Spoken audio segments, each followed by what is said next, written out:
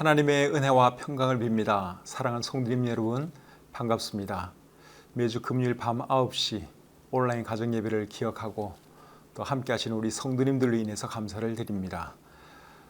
또 시간 늦지 않게 들어오는 분들 더 감사드리고, 또 이 시간 우리 마음을 모두어서 우리 하나님 앞에 예배드리도록 하겠습니다. 찬송 한 곡 부르겠습니다.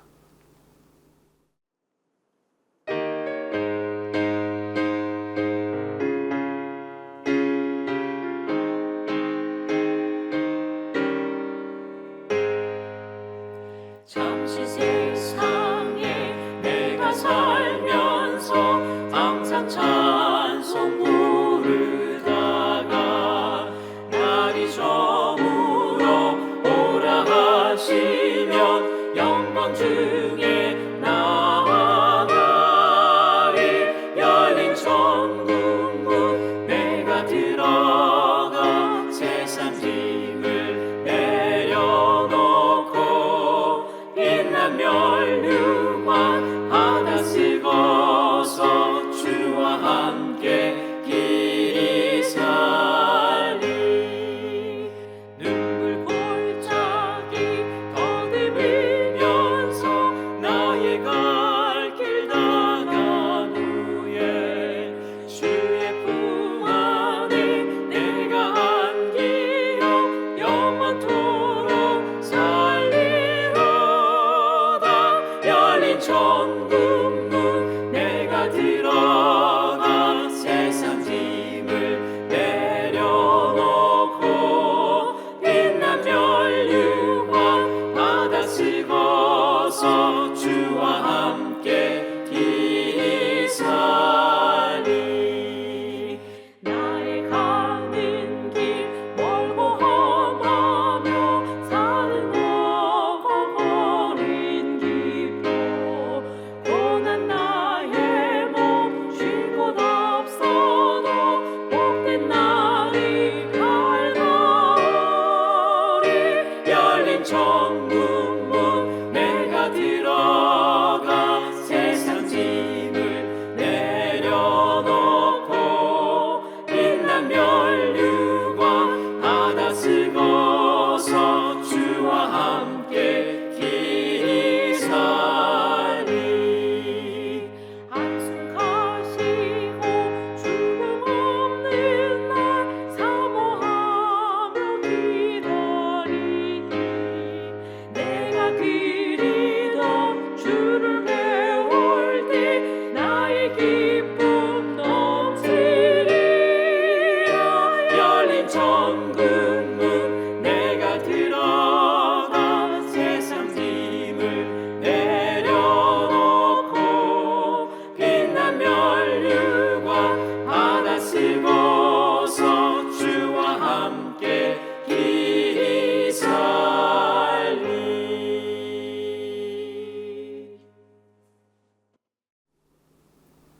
기도하겠습니다.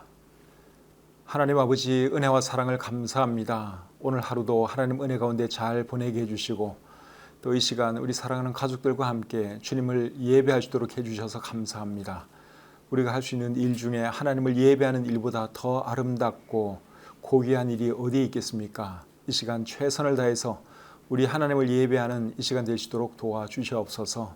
또 말씀을 통해서 우리에게 교훈해 주실 때 잘 받아들이게 도와주시고, 또 듣기만 하고 행치 않는 그런 사람 되는 것이 아니라 듣는 대로 행함으로 정말 하나님 기뻐하시는 그런 삶 다 살아가게 해 주시옵소서. 모든 시종을 주님께 의탁하오며 예수님의 이름으로 기도드립니다. 아멘. 이 시간 찬송 한 곡 더 부르겠습니다.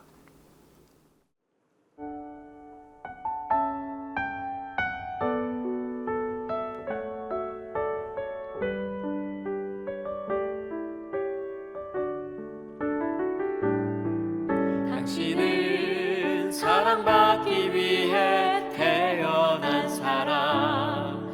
당신의 삶 속에서 그 사랑 받고 있지요. 당신은 사랑받기 위해 태어난 사람. 당신의 삶 속에서 그 사랑 받고 있지요. 태초부터 시작된 하나님의 사랑은 우리의 만남을 통해 열매를 맺고 당신이 이 세상에 존재함으로 인해 우리에게 얼마나 큰 기쁨이 되는지. 당신은 사랑받기 위해 태어난 사람, 지금도 그 사랑 받고 있지요. 당신은 사랑받기 위해 태어난 사람, 지금도 그 사랑 받고 있지요.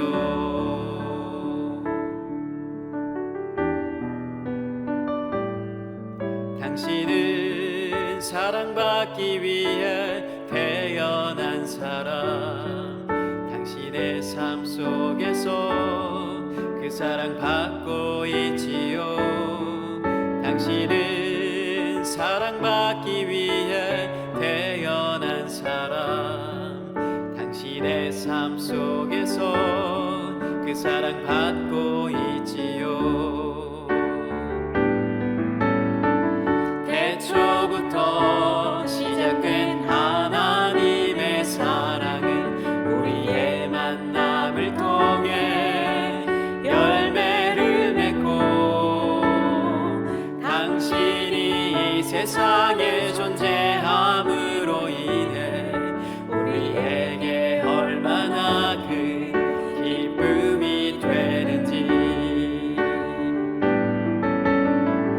당신은 사랑받기 위해 태어난 사람,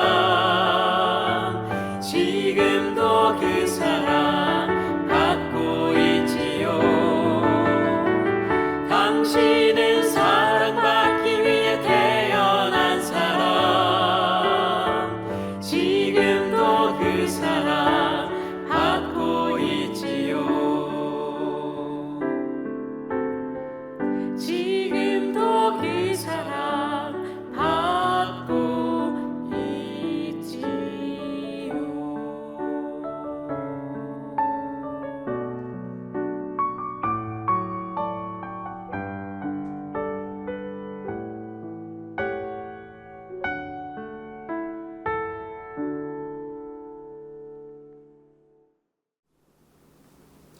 찬송이 참 은혜가 되시죠? 우리 찬송은 유은희 간사님과 이강삼 목사님이 불러주고 있습니다. 늘 신실하게 잘 섬겨주어서 참 고맙습니다. 온라인 가정예배 때 나간 찬송들을 우리가 모아서 유튜브에도 올리고 있습니다. 새삼신내교회 유튜브 채널에 들어가시면 거기에 찬송이 있으니까 여러분들 찬송도 많이 들어주시고 또 알려도 주시고 그렇게 해주시기를 바랍니다. 또 온라인 가정 예배를 위해서 우리 조찬일 목사님이 늘 편집으로 수고를 참 많이 하고 있습니다. 그 시간이 꽤 오래 걸립니다. 신실하게 잘 섬겨주는 우리 조 목사님 인해서도 감사를 드립니다. 오늘 함께 나눌 하나님 말씀은 잠언 20장 1절부터 7절까지의 말씀입니다. 제가 읽어드릴 때 여러분들 눈으로 잘 따라 읽으시기를 바랍니다. 포도주는 거만하게 하는 것이요 독주는 떠들게 하는 것이라. 이에 미혹되는 자마다 지혜가 없느니라. 왕의 진노는 사자의 부르짖음 같으니 그를 노하게 하는 것은 자기의 생명을 해하는 것이니라. 다툼을 멀리하는 것이 사람에게 영광이거늘 미련한 자마다 다툼을 일으키느니라. 게으른 자는 가을에 밭 갈지 아니하나니 그러므로 거둘 때에는 구걸할지라도 얻지 못하리라. 사람의 마음에 있는 모략은 깊은 물 같으니라. 그럴지라도 명철한 사람은 그것을 길어내느니라. 많은 사람이 각기 자기의 인자함을 자랑하나니 충성된 자를 누가 만날 수 있으랴. 온전하게 행하는 자가 의인이라. 그의 후손에게 복이 있느니라. 아멘. 잠언 20장 1절부터 7절까지 말씀을 읽어드렸습니다. 한 절씩 보면서 우리에게 주시는 교훈을 배워보도록 하겠습니다. 1절 말씀 다시 읽겠습니다. 포도주는 거만하게 하는 것이요 독주는 떠들게 하는 것이라. 이에 미혹되는 자마다 지혜가 없느니라. 여기 보니까 포도주는 거만하게 하는 것이다, 그렇게 말씀을 하고 있지요. 우리말 성경에는 포도주는 다른 사람을 조롱하게 하고, 그렇게 번역을 하고 있습니다. 영어 성경에는 어떤 말로 번역을 하고 있는가 제가 봤더니 영어 성경은 우리말 성경 의미로 번역을 하고 있습니다. 포도주는 다른 사람을 조롱하게 만드는 것이다, 이런 의미로 번역을 하고 있습니다. 평상시에는 얌전한 사람이라도 술이 들어가면 사람이 변하잖아요. 내가 왕년에 말이야 그러면서 평상시에는 얌전하던 사람이 술만 들어가면 그렇게 뻥쟁이가 되기도 하고, 또 다른 사람을 조롱하는 또 그런 경향도 나타납니다. 그래서 여러분, 그 성희롱하는 그런 것이 주로 어느 자리에서 많이 일어나는가 하면 술자리에서 많이 일어납니다. 술 한 잔 마시고 나면 그렇게 조롱하고 싶은, 희롱하고 싶은 그런 생각들이 좀 들어가는 것 같아요. 그래서 어쨌든 1절에 보니까 포도주는 거만하게 한다, 또 우리말 성경에서는 다른 사람을 조롱하게 한다, 그렇게 말을 하고 있습니다. 그리고 계속 보면 독주는 떠들게 하는 것이다, 그렇게 말을 하고 있죠. 아닌 게 아니라 술 마시면 떠듭니다. 술 취한 사람들 보면 다른 사람 전혀 의식하지 않고 고함 지르기도 하고, 또 어떤 데는 또 폭력적으로 변하기도 하지요. 술이 사람을 그렇게 만드는 것입니다. 그래서 1절 상반절 말씀을 공동 번역에서는 이렇게 번역하고 있습니다. 포도주를 마시면 방자해지고 독주를 마시면 행패를 부린다. 맞는 말씀이죠. 그래서 술을 마시면 사람들이 희한하게 변합니다. 갑자기 용감해지기도 하고, 또 사람들 의식하지 않기도 하고, 부끄러운 것도 잘 모르고 폭력적으로 변하고, 술이 들어가면 그렇게 됩니다. 그래서 술은 마시지 않는 것이 제일 좋습니다. 술 때문에 실수하는 경우가 여러분 얼마나 많습니까? 남들에게 신뢰하기도 하고, 어떤 사람은 술 때문에 인생을 망치기도 합니다. 그래서 이 술 때문에 하여간에 망한 사람들이 참 많다 하는 것이죠. 그래서 오늘 이 본문 1절에 하는 말씀은 술에 미혹되는 자는 뭐가 없다고요? 지혜가 없다, 그렇게 말씀하고 있습니다. 정말 지혜로운 사람은 술에 미혹당하지 않는다, 술 마시지 않는다 하는 것이죠. 담배도 마찬가지입니다. 사실 이 담배라고 하는 것이 몸에 전혀 이로울 것이 없습니다. 우리 교회 주변에 이제 그 학생들이 와서 가끔씩 담배를 핍니다. 근데 그 학생들이 호기심 때문에 이렇게 담배를 피우는지는 모르지만, 담배 배우는 것은 뭐 쉽게 배울 수 있는데요, 그 담배 끊으려면 정말 힘듭니다. 그래서 담배나 술은 애초부터 마시지 않고 피우지 않는 것이 제일 좋은 것이죠. 그래서 우리 1절 말씀 잘 기억하시고, 술에 미혹당하려고 하는 분 계시면 술에 미혹당하지 마시고 술과는 거리를 두고 신실하게 살아가야 할 줄 믿습니다. 2절 말씀 보겠습니다. 왕의 진노는 사자의 부르짖음 같으니 그를 노하게 하는 것은 자기의 생명을 해하는 것이니라. 왕이 진노하면 굉장히 무섭죠. 부르짖는 사자처럼 무섭습니다. 옛날의 왕들은 그 권력이 대단했잖아요. 사람을 죽이기도 하고 살릴 수도 있는 그런 권력이 왕에게 있었습니다. 그러니까 왕 비위를 잘못 건드리면 자기 목숨이 날아가는 것이죠.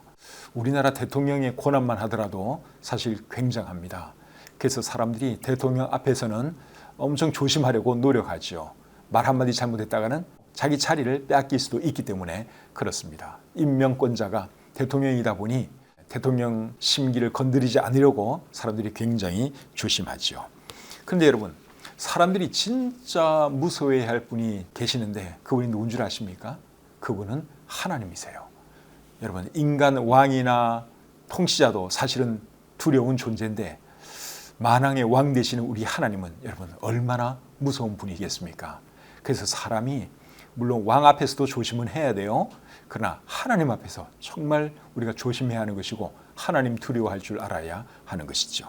마태복음 10장 28절에는 이런 말씀이 있습니다. 몸은 죽여도 영혼은 능히 죽이지 못하는 자들을 두려워하지 말고 오직 몸과 영혼을 능히 지옥에 멸하실 수 있는 이를 두려워하라. 하나님을 두려워하라. 우리 예수님이 그렇게 말씀하고 있습니다. 사람은 우리의 목숨 빼앗아갈 수 있지만 우리 하나님은 우리의 영혼을 지옥에 멸하실 수 있는 분이세요. 그러니까 하나님을 정말 우리는 두려워해야 하는 것이죠. 그런데 여러분, 사람이 하나님을 두려워하면 사람을 안 두려워하게 됩니다. 이게 참 희한한 거예요. 사도행전 26장에 보시면 사도 바울이 아그리빠 왕 앞에서 전도하는 내용이 기록되어 있습니다. 사도 바울은 죄수의 신분이고 아그리빠 왕은 왕입니다. 사도 바울의 목숨을 죽일 수도 있고 살릴 수도 있는 그런 권한이 있는 사람입니다. 그럼에도 불구하고 사도 바울이 전혀 두려워하지 않고 아그리빠 왕 앞에서 담대하게 전도를 하죠. 그가 그렇게 할 수 있었던 그 이유가 뭔 줄 아십니까? 하나님을 더 무서워하는 사람이었기 때문에 눈앞에 있는 그 아그리빠가 두렵지 않았던 것입니다. 베드로나 요한 사도도 마찬가지입니다. 이분들도 아주 담대했던 것을 우리가 볼 수 있습니다. 사도행전 4장 19절에 이런 말씀이 기록되어 있습니다. 베드로와 요한이 대답하여 이르되 하나님 앞에서 너희의 말을 듣는 것이 하나님의 말씀을 듣는 것보다 옳은가 판단하라. 권력을 가진 사람들 앞에서 사도 베드로와 요한이 말을 합니다. 너희를 두려워하는 것보다 하나님 두려워하는 것이 더 옳은 것 아니겠느냐? 그러니 우리는 하나님 말씀을 들을 수밖에 없고 하나님께서 하라고 한 복음 전파하는 일을 하지 않을 수가 없다. 그렇게 말을 했습니다. 그래서 사람이 정말 두려워해야 할 분은 우리 하나님이다 하는 것을 우리가 기억하시기를 바라고, 그리고 하나님 두려워하는 사람은 사람을 두려워하지 않습니다. 물론 인간 통치자도 무섭죠. 우리의 자리를 뺏어갈 수도 있고, 또 옛날의 왕들 경우에는 목숨까지도 빼앗아갈 수 있었으니 왕들이 얼마나 무섭습니까? 그래도 하나님이 사실은 훨씬 더 무서운 분이다 하는 것을 잊지 말아야죠.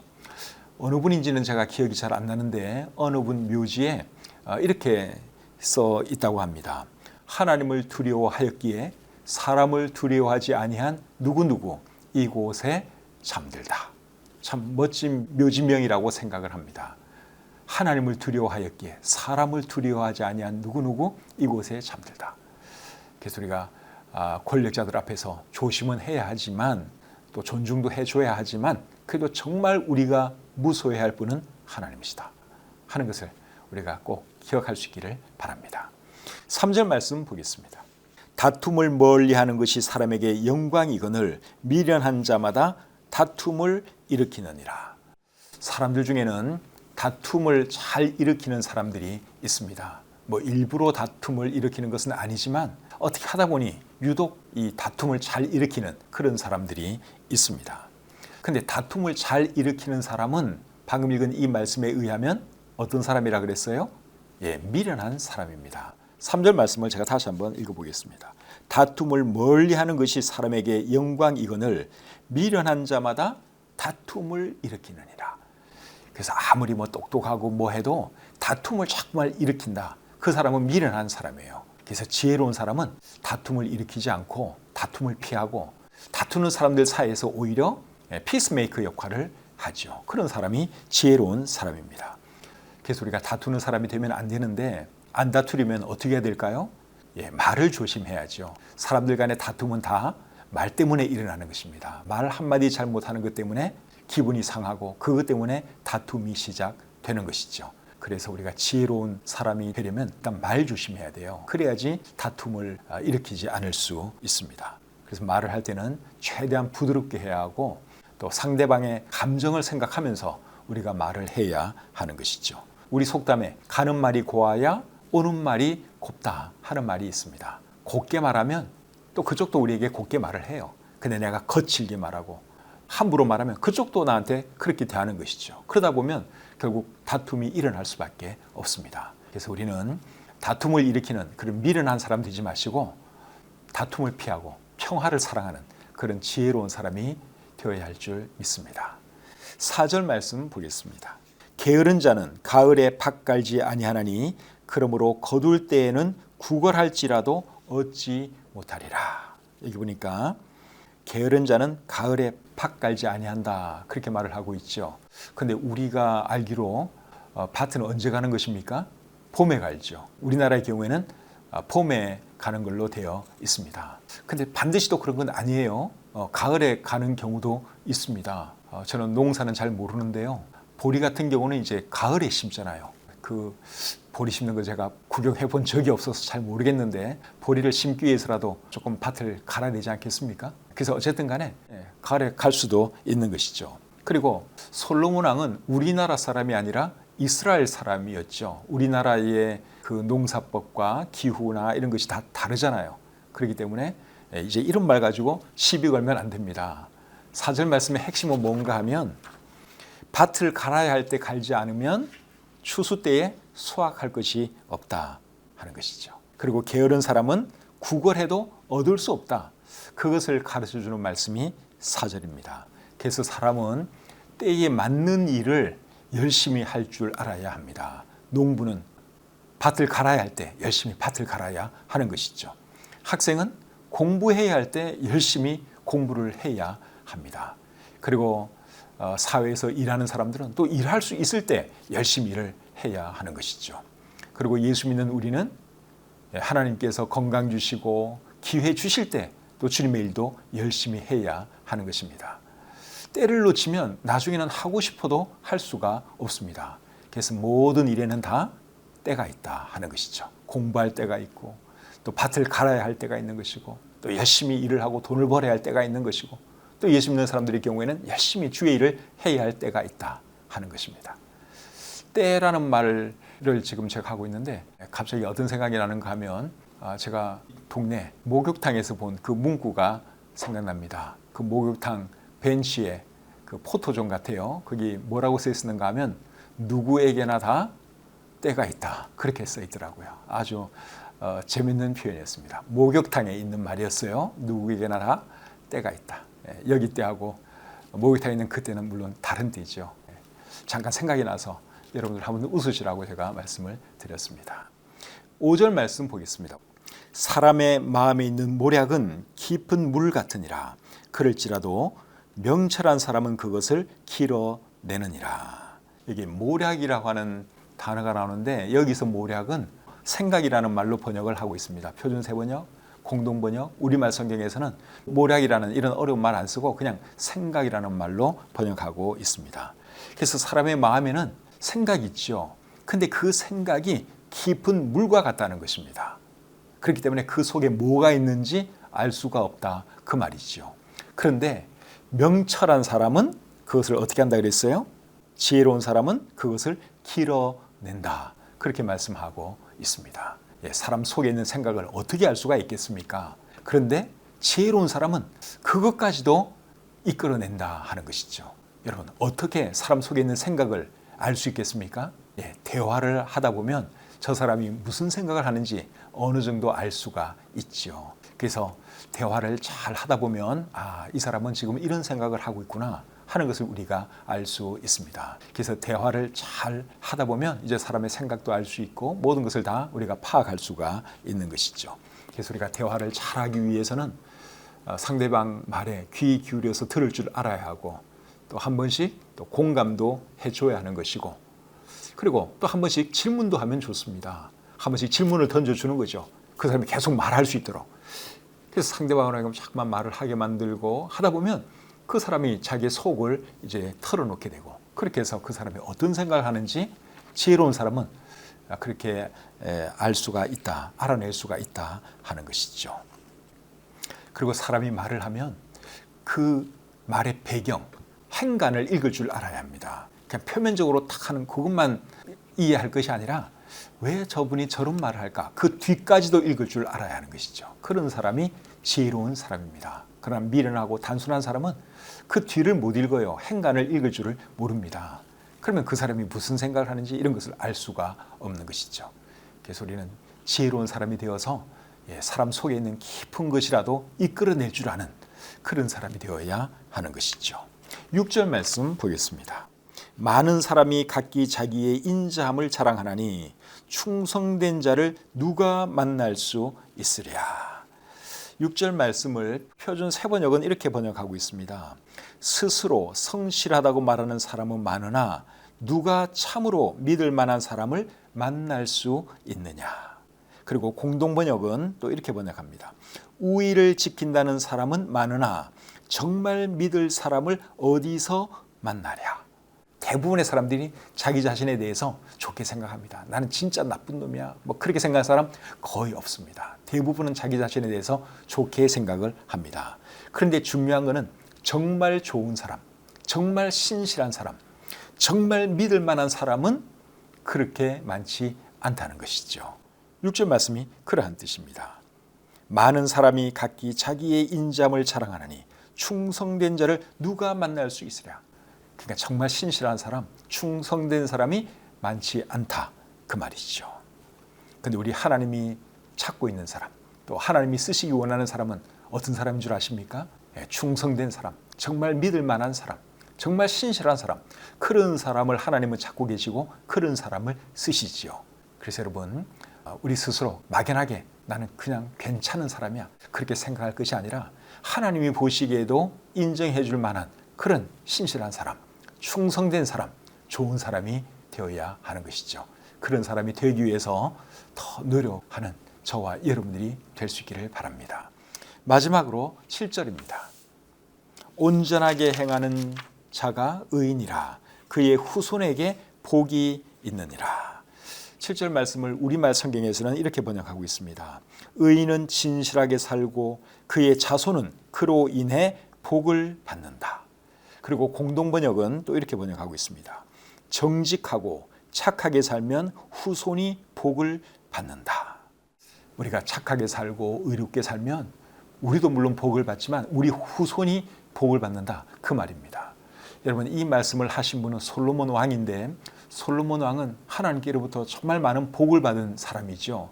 지혜도 하나님께로부터 많이 받았고 그리고 그 누구보다도 부귀영화를 많이 누린 그런 사람입니다.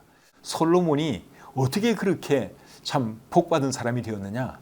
그 비결이 뭔가 하면 사실은 아버지 다윗 왕 때문입니다. 다윗 왕이 하나님을 너무너무 잘 섬겼어요. 그래서 하나님께서 다윗 왕에게 내가 네 아들에게 복을 주겠다 그렇게 약속을 해 주셨어요. 그래서 솔로몬 왕이 부귀영화를 많이 누린 그런 사람이 된 것입니다. 사무엘하 7장 11절 중간부터 제가 한번 읽어드리겠습니다. 여호와가 또 내게 이르노니, 여기 너는 다윗입니다. 하나님께서 다윗에게 하는 말씀이에요. 여호와가 너를 위하여 집을 짓고 내 수완이 차서 내 조상들과 함께 누울 때에 내가 네 몸에서 날 내 씨를 내 뒤에 세워 그의 나라를 견고하게 하리라. 그는 내 이름을 위하여 집을 건축할 것이요 나는 그의 나라 왕위를 영원히 견고하게 하리라. 다윗이 너무너무 하나님을 사랑하고 하나님을 잘 섬기니까 하나님께서 다윗에게 내가 네 아들에게 복을 주겠다. 그 아들의 왕위가 영원하도록 해주겠다. 그렇게 말씀을 하셨죠. 그래서 여러분, 우리가 잘하면 우리도 복을 받지만 누가 복을 받는다는 것입니까? 우리 자손이 복을 받는다는 거예요. 우리도 복을 받고 우리 자손이 복을 받는 비결이 뭐냐? 내가 하나님 앞에 바르게 살아가는 것입니다. 내가 하나님을 잘 섬기는 것입니다. 이런 사실을 기억하시고 하나님을 더 잘 섬기시는 저와 여러분들이 되시기를 우리 주님의 이름으로 축복합니다. 찬송 부르겠습니다.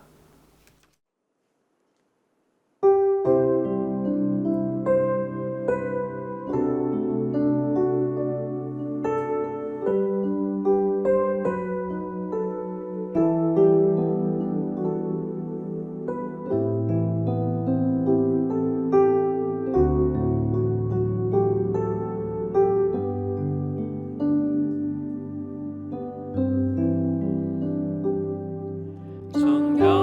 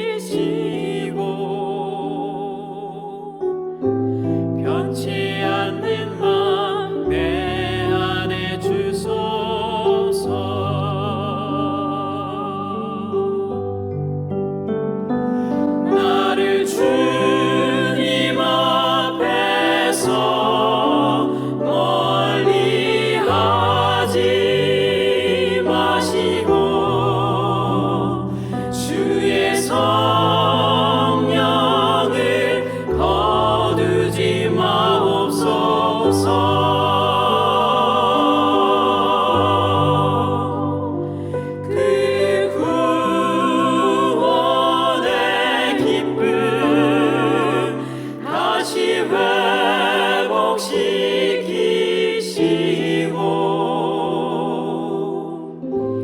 변치 않는 마음 내 안에 주소서.